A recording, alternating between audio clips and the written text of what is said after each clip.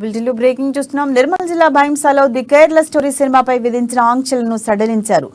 నేటి నుండి రోజు 2 షోలకు అనుమతించారు.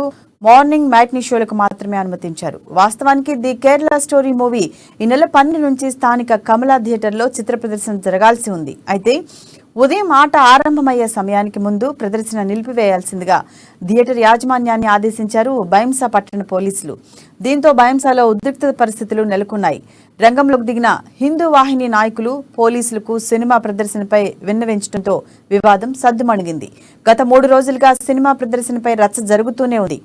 పోలీసులకు ఎట్టకేలకు రోజుకు 2 షోలకు పర్మిషన్ ఇవ్వడంతో వివాదానికి ఫుల్ స్టాప్ పడింది.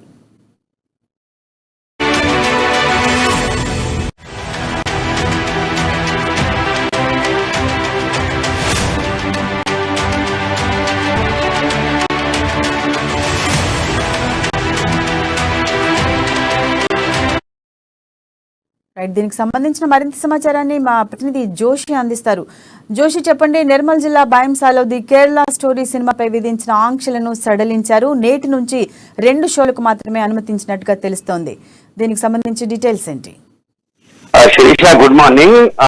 నిర్మల్ జిల్లా భైంసాలో చోటు చేసుకున్నటువంటి ఏదైతే ది కేరళ స్టోరీ సినిమా నిలుపుదలకు సంబంధించినటువంటి వ్యవహారంలో పోలీసులు అంటే మొదటి రోజున ఏదైతే సాయంత్రం ఆట అలాగే రాత్రి ఆటకు సంబంధించినటువంటి షోలను నిలిపినటువంటి నేపథ్యంలో అక్కడ కొంత ఉద్రిక్త వాతావరణం చోటు చేసుకుంది.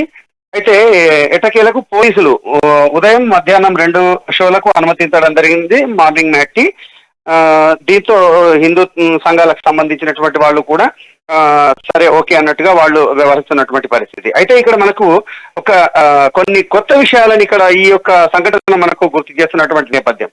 వాస్తవంగా సెన్సార్ అనుమతులు తీసుకొని ప్రదర్శితమవుతున్నటువంటి సినిమాను ఎన్ని షోలు నడపాలి, ఎన్ని షోలు నడపద్దు అనేటటువంటి అధికారం పోలీసులకు ఎవరిచ్చారు అనేటటువంటి ఒక ప్రశ్న.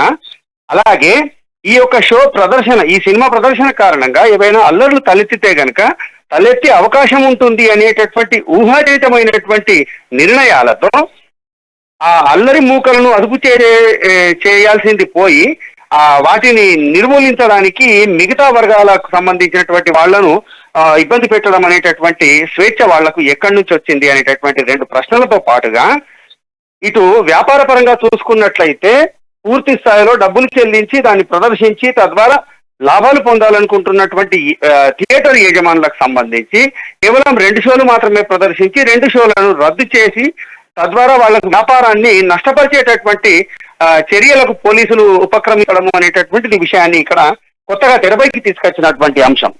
అంటే రాబోయే రోజుల్లో సినిమా ప్రదర్శనలకు సంబంధించి కూడా పోలీసుల వ్యవహార సరళిని బట్టి ఆయా సినిమాలు ప్రదర్శన అవుతాయా కావా అనేటటువంటి పరిస్థితులకు ఈ యొక్క భైంసా సంఘటన దారితీస్తున్నట్టుగా మనకు తెలుస్తుంది.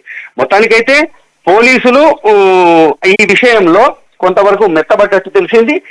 తద్వారా 2 షోల ప్రదర్శనకు అనుమతించడం జరిగింది. దీంతో హిందూ సంఘాలు కూడా సంతృప్తి చెంది వాళ్లకు ఓకే చెప్పినటువంటి పరిస్థితి. ఈ యొక్క నేపథ్యంలో ప్రస్తుతం భైంసాలో పరిస్థితులు పూర్తిగా సద్దుమణిగినట్లుగా తెలుస్తోంది. Shirisha, thank you Joshi.